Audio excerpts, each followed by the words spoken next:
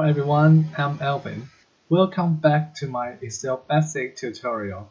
This is the final lesson, so you should pay more attention to it.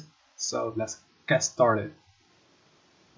Alright, so finally I'm gonna do the rank formula. The concept of rank formula is more complicated, but it has a simple formula structure. So don't worry, let's do it. And I'd like to find out the rank of this student from their average. So I click on the cell and type equal signs as usual, and type in rank and give it a left parenthesis. And the first argument will be the number I want to find is rank for, so the number is K5. I click on it and give it a comma. And then the reference, what am I comparing to? I want to compare it to all the other scores. So I start at the first cell and drag down with my mouse.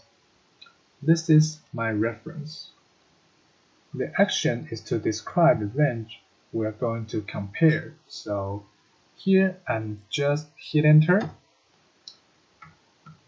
So Andy is in the F place, and it seems to make sense. But when you copy your formula down to the other student like this, you will find out Chamberlain got the first place. However, his score is not the highest, but he got the first place. Is this the formula wrong? No, it's because when you copy the formula down to the other students, your reference changes. So here I don't want to change the reference of our formula. What should we do? I delete the formula first, and we can do the absolutely reference by typing the sign of money and hit the hotkey F4. You can choose one of them to give it the absolutely reference. Okay, so I'll show you. And did you notice that the range we described will change when I copy the formula to the other follow cell? And that's why I can calculate the value of all the other students.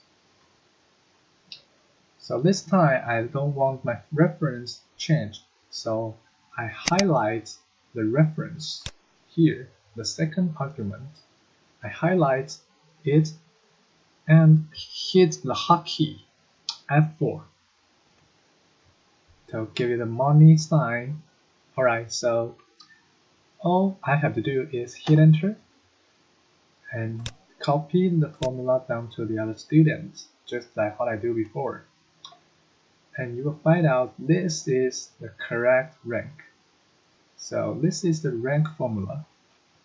So we finally finish our transcript, and it's up to you to practice more and more.